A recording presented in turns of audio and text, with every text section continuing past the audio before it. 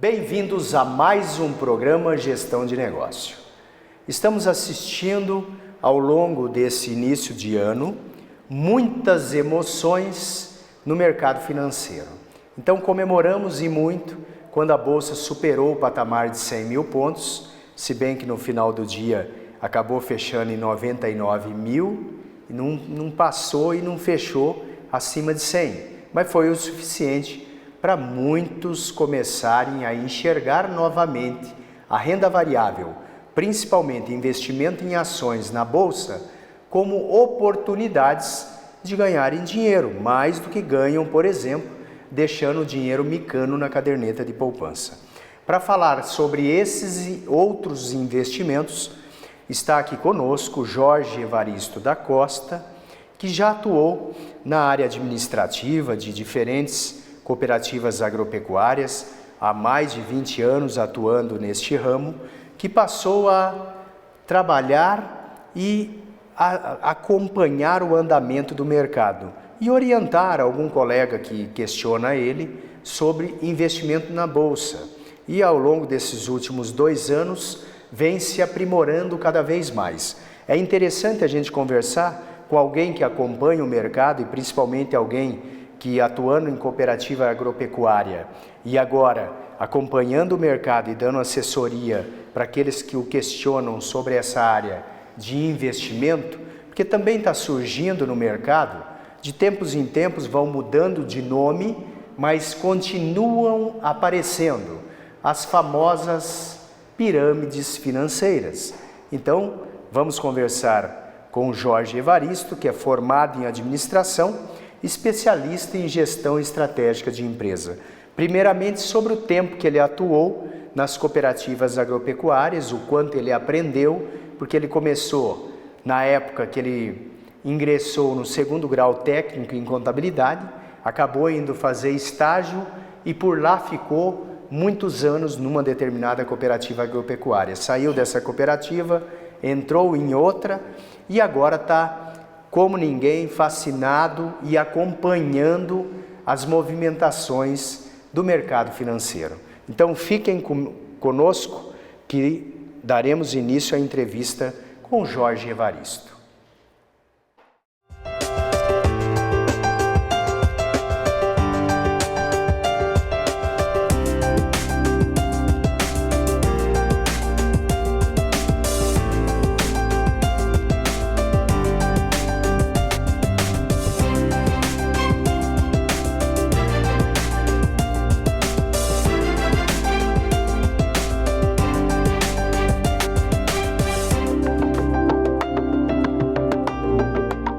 Seja bem-vindo, Jorge, ao nosso programa. É muito interessante termos alguém empolgado da seara de gestão. Você é um administrador, já exerceu essa função de gestor por um bom tempo em cooperativas agropecuárias. Em outras empresas trabalha dando assessoria e agora, nos últimos 2 anos, acompanhando a movimentação do mercado. Empolgado, porque o mercado é uma área viva que não aceita desaforo, né? Eu sempre falo que dinheiro não aceita desaforo.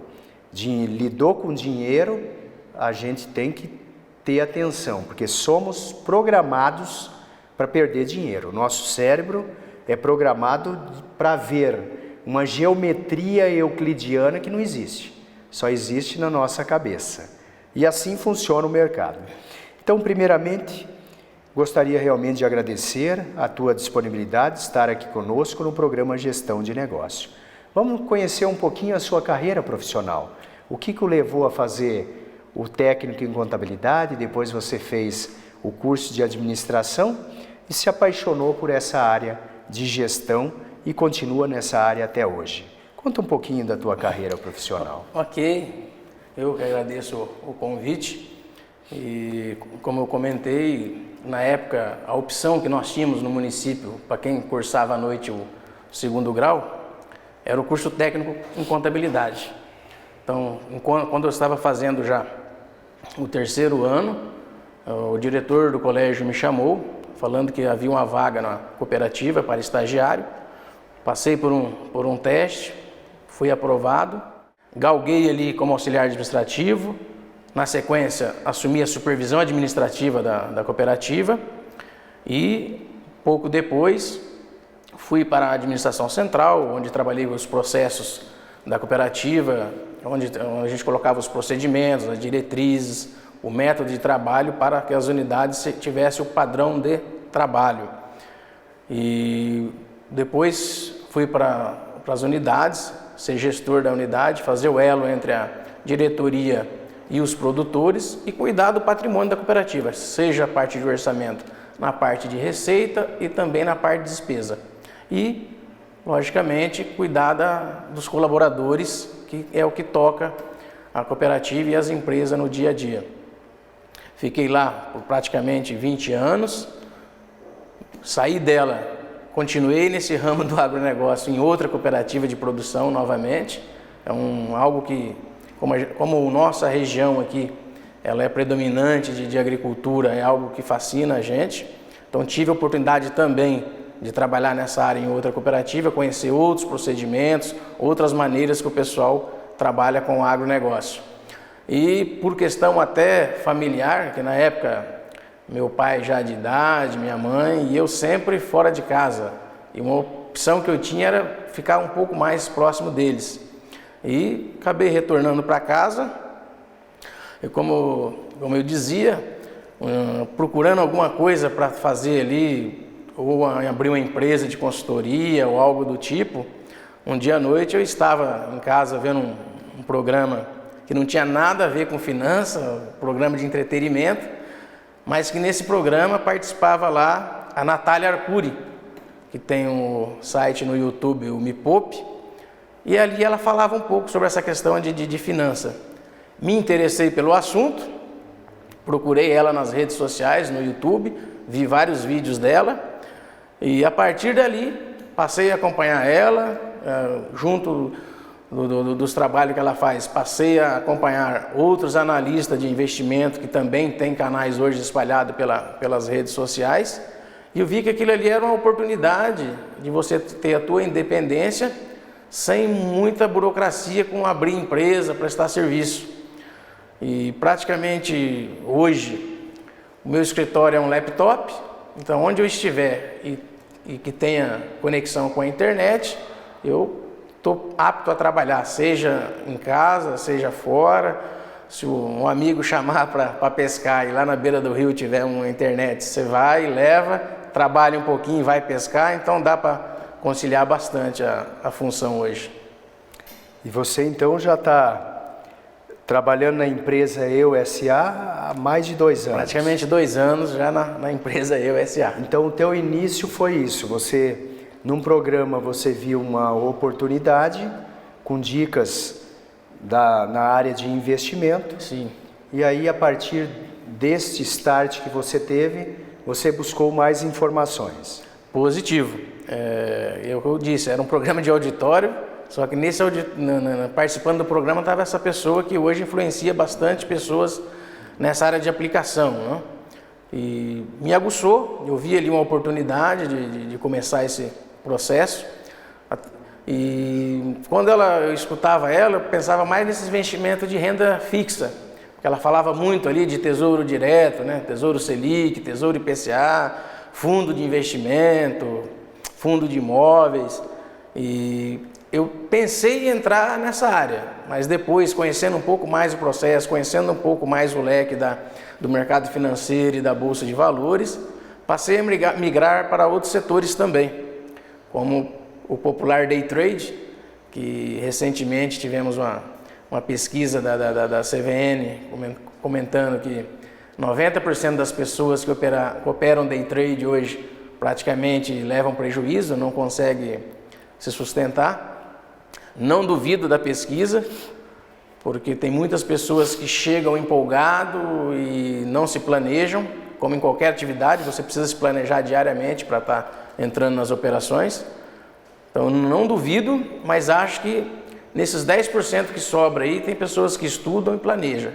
E se a gente for analisar o dia a dia, nem todas as empresas que são abertas também vão para frente. Nem todo profissional que se forma vai ser o the best. Então essa seleção dos 10% é comum em qualquer atividade. Basta a pessoa tentar estar onde? Do lado dos 10% e não dos 90%. E você tem conseguido um bom resultado ao longo desses 2 anos? Sim, tem conseguido bom resultado. Uma média mensal? A gente consegue ter um giro aí do capital investido aí mensal no day trade, a gente consegue a faixa de 3, 4%, né? Algumas ações que a gente acaba investindo, você consegue sair aí com uma carteira mensal aí de 8 a 9%. Porque o que é interessante? Quando a gente entra na operação, você já sabe qual o alvo que você vai buscar e caso dê errado, qual que é o limite de perda que você aceita perder. Então não dá para você entrar e ficar torcendo. Eu entrei na operação, o mercado está contra mim e vou fechar. Não, você fez o plano, se você acha que você aguenta assumir aquele limite de perda, você assume. Da mesma maneira, se o mercado foi para o teu lado, tem muitos amigos, e eu também já fiz isso, você faz uma realização parcial, coloca a tua perda já num ponto positivo, ou seja, você não vai perder, você vai ganhar um pouquinho menos do que você tinha planejado, reposiciona a tua saída e aguarda novamente o mercado andar. O que a gente conversa muito nas salas que a gente trabalha das corretoras é que torcer no estádio, né? Lá no estádio você vai e torce. Agora, ali na operação não tem como. Você planeja, calcula, coloca o start, aí o mercado dita a regra para que lado que ele vai. Então, todas as operações que você estrutura, você faz operações diárias, só para o nosso telespectador se posicionar melhor.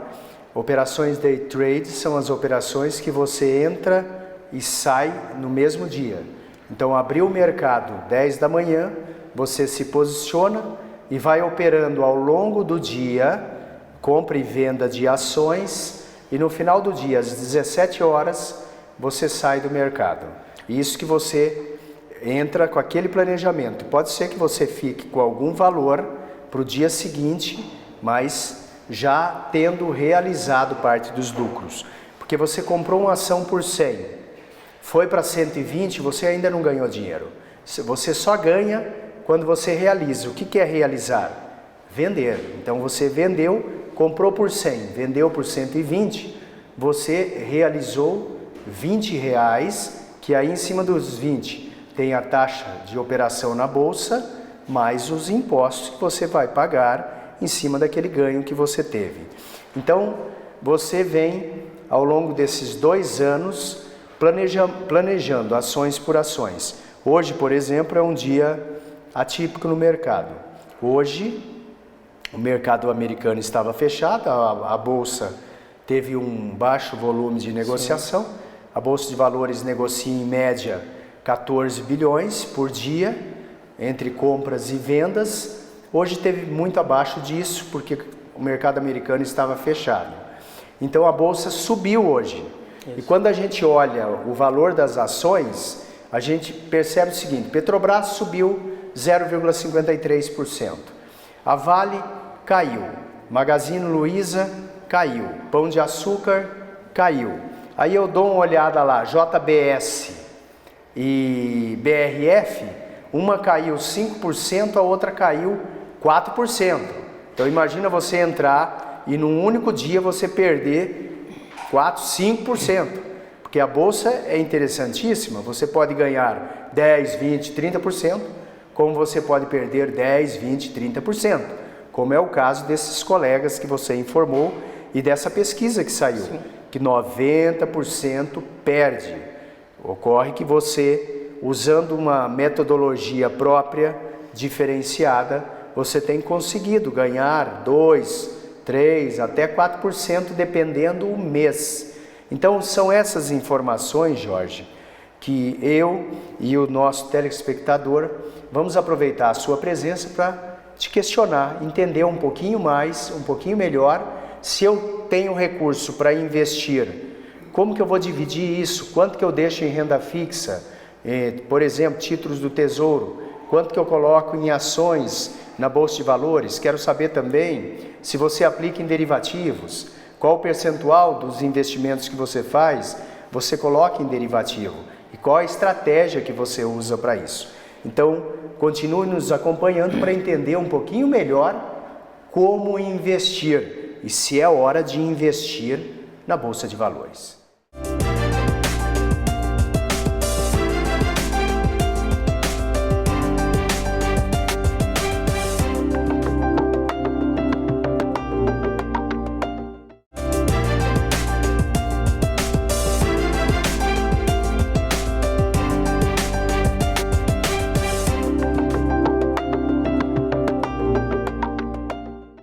Conversávamos nos bastidores, uma conversa empolgante, porque a Bolsa de Valores, como eu falei, bateu em 100 mil pontos e depois recuou, 92, 91 mil pontos.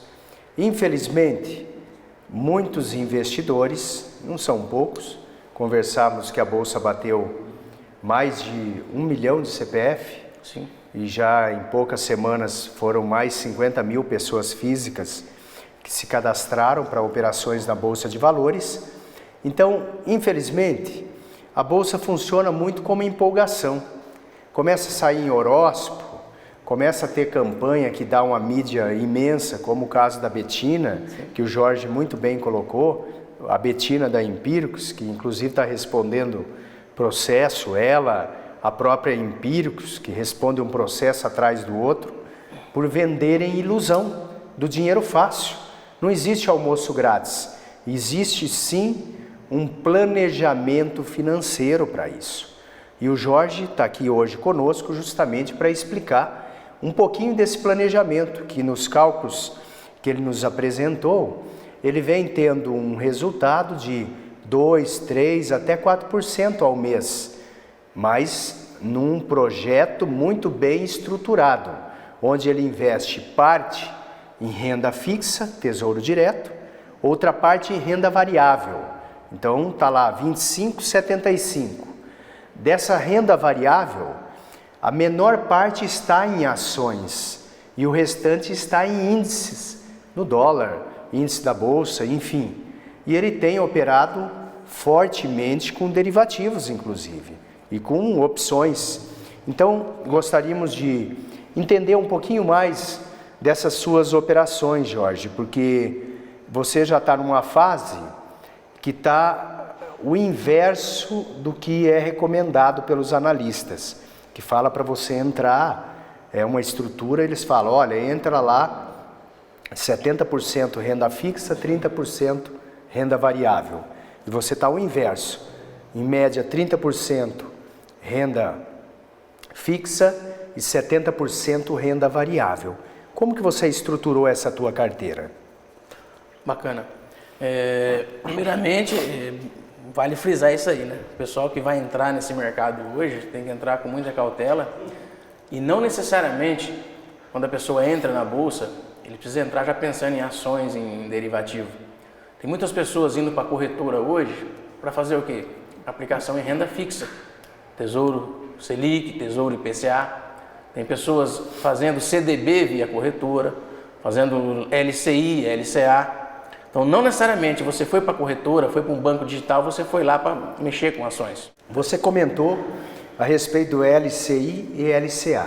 Isso. Que investimento é esse?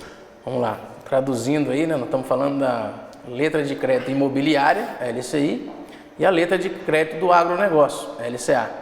São instituições que vão na corretora e captam o dinheiro para fazer os investimentos nas empresas. São investimentos esses, quando você contrata essa empresa via corretora, você está garantido pelo fundo garantidor, assim como aquele valor que você tem na poupança, né? É o mesmo caso, embora sendo operações distintas, o mesmo fundo que garante a poupança garante esses investimentos também. E tem investimentos mais arrojados que o pessoal acaba investindo também, no caso debentures. Tem muitas pessoas que arriscam e colocam. Certo ou errado? É perfil. Que é título de dívida das empresas. A empresa dá, vamos dar um exemplo, é como se desse um cheque pré-datado para daqui 1, 2, 3, 4, 5, 10 anos. Isso. Então tem a possibilidade também de você investir nesses títulos. Você tem uma remuneração pré-fixada no quanto que vão remunerar e você vai poder resgatar o principal no vencimento. Isso. Então esse tipo de investimento você analisa também e já investiu? Analise. Não, na debêntures eu ainda não entrei, tá? Justamente porque esse não tem garantia. O fundo garantidor não chega nele. Mas há casos de, digamos, empresas que vão prestar serviço para o governo federal, o governo federal incentiva a debênture. Então, existem as debêntures incentivadas, ou seja, teria o aval do governo federal. Essas seriam, assim, menos arriscadas, mas estamos falando menos arriscada é porque ainda existe o risco. Então, acaba não entrando. Mas você tem hoje a opção na corretora, independente de não mexer com ações, de um leque de opções. A poupança seria a reserva de emergência do brasileiro hoje. Você tem a reserva de emergência também com liquidez diária, com muito mais rentabilidade. O próprio tesouro direto, né? Tesouro IPCA. Essas letras de crédito que você pode resgatar a qualquer momento, desde que passa a carência, muitas vezes 6 meses, 1 ano, ela fica disponível para você fazer a retirada. E nesses investimentos, quais são as fontes de informação que você utiliza? Positivo. Como a gente tem acesso às corretoras, diariamente a gente está na sala dos analistas. Então ali você tem relatório dos analistas, você acompanha fechamentos de mercado. Então todo dia à tarde eu tenho por hábito acompanhar pelo menos 3 fechamentos de mercado. E ali praticamente eu fico de olho no que aconteceu com o mercado de índice, de dólar e as principais ações, digamos as blue chips, que são as mais líquidas do mercado hoje. E em cima da tendência deles a gente se posiciona para o dia seguinte, de menos volatilidade, porque nem todo dia a bolsa é maravilha. É muito interessante você olhar o gráfico no dia seguinte, porque no dia seguinte você olhando o gráfico você fala, aqui seria uma entrada interessante, aqui seria uma entrada interessante, mas no momento ela não mostra essa entrada. Então é muito interessante e importante para a pessoa que vai mexer com isso aí, saber o dia que não opera. Eu praticamente hoje não fiz nenhuma operação. Como nós ouvimos, feriado nos Estados Unidos, volatilidade baixa, um range pequeno. Então o risco de você entrar para pegar um pouquinho é muito grande. Então no meu planejamento de trabalho, foi um dia que eu praticamente não operei, acompanhei o mercado até meio-dia, fechei o meu escritório e não fiz mais nada. E então, na noite, você já vai dormir com a estratégia para o dia seguinte. Positivo. Você já monta a estratégia do que você vai fazer no dia seguinte. Sim. E você comentou que acompanha o fechamento em alguns sites. Sim. No YouTube. Exatamente. Você acompanha lá, conversava nos bastidores, você pega o BISE, da LS, quais os outros que você normalmente assiste? Tá, via de regra, eu todo dia, então à tarde, eu começo escutando ali o Fábio Figueiredo, que é o Vlad, ele é analista no Alvo. Acompanho o Thiago Bise, que é do grupo LS. E acompanho também o Leandro Martins, que é analista da Modal Investimento, que é o banco Modal. Então eles praticamente já começam a análise deles falando do mercado de índice Bovespa e mercado de dólar. Como foi o comportamento, se a tendência é para alta, se a tendência é de baixa, se a tendência é de correção ou estagnação, né? E eles também falam ali dos principais papéis, não tem como, né? Que é o que move a bolsa. Falamos aí então da Vale, Petrobras, dos bancos, né? Banco do Brasil, Bradesco, Itaú. Essas aí não tem como ficar fora do raio de ação, porque qualquer uma dessas sozinha pode mexer na bolsa, tanto para cima como para baixo. E nós temos aqui fatos recentes, que foi a barragem de Brumadinho da Vale. Então a Vale sozinha conseguiu derrubar o mercado de índice da Bovespa. Outro breakout bacana que teve também foi quando o Pedro Parentes pediu demissão da Petrobras, em pleno pregão. Petrobras foi para leilão, a bolsa parou, porque a perda era grande. Então, uma dessas sozinha, se tiver uma desvalorização ou uma valorização muito grande, ela interfere e muito no andamento dos negócios na Bolsa de Valores.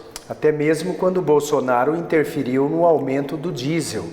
Que a Petrobras, no único dia, perdeu 32 bilhões em valor de mercado, por uma interferência do governo. Exato, e teve um outro caso, veja bem, é importante essa colocação tua. Eu estava um dia tradando e de repente os bancos Itaú, Bradesco subindo, porque geralmente eles trabalham em linha, né?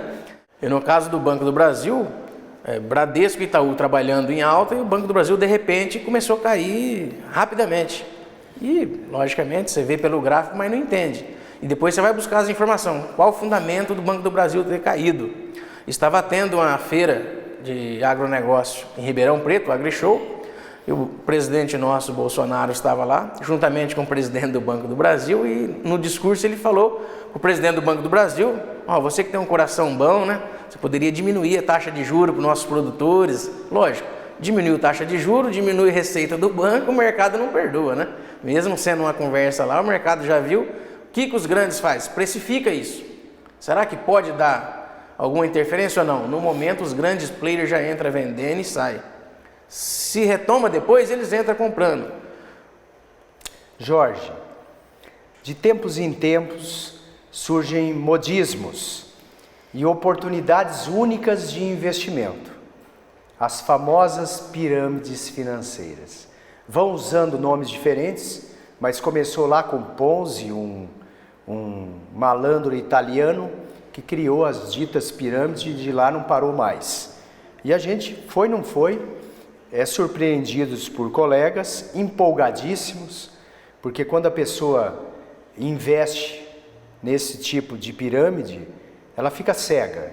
E mais do que cega, ela tenta convencer os colegas que é o melhor negócio do mundo.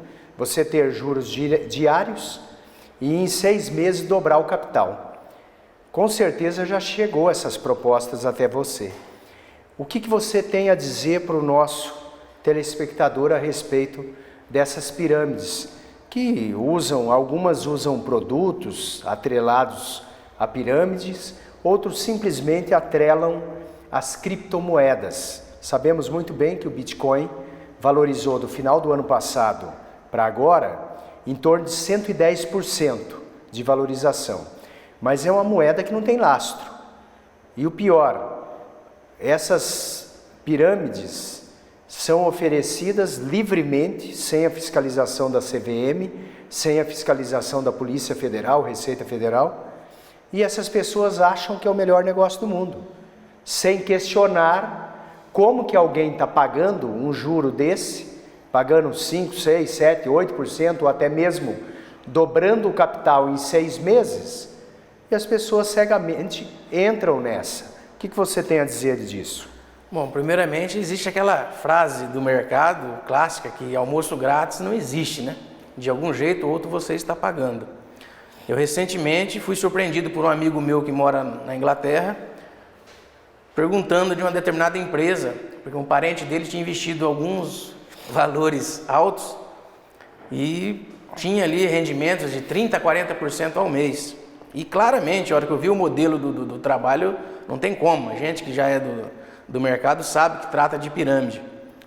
Quando você vê os valores que a gente trabalha com inflação, os valores que o banco remuneram as pessoas, e aparecer alguém te oferecendo recompensa 15, 20, 30 vezes melhor, não tem como, a gente tem que desconfiar.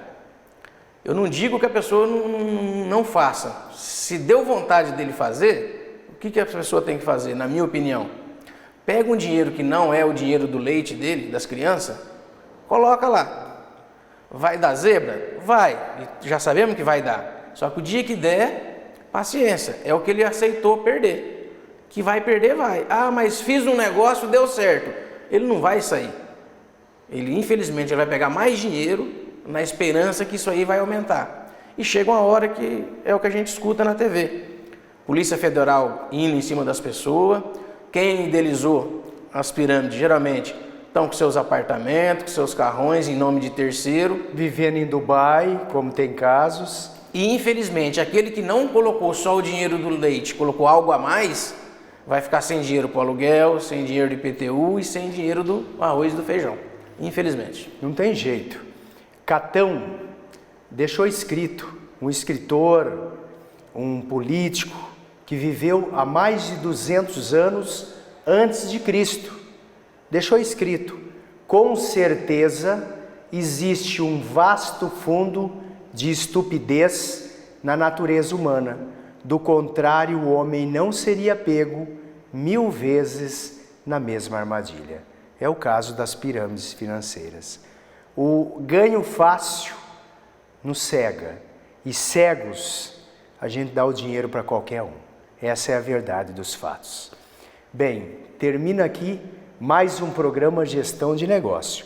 Muito obrigado, Jorge. Não faltará oportunidade da gente trazer você novamente para falar sobre as tuas estratégias, como que está, quanto que está dando a rentabilidade dos seus investimentos, para outros que têm uma renda discricionária, aquele dinheiro que não é o dinheiro do leite, como você falou, um dinheiro que pode ser investido com risco calculado, para fazer esse dinheiro trabalhar por você, até você ter um volume suficiente para empreender, montando uma empresa, gerando emprego, gerando renda. Muito obrigado pela sua audiência. Escreva para nós pelo nosso e-mail, tv@unipar.br. Mande lá as suas sugestões e também as suas críticas. Novamente, muito obrigado pela sua audiência.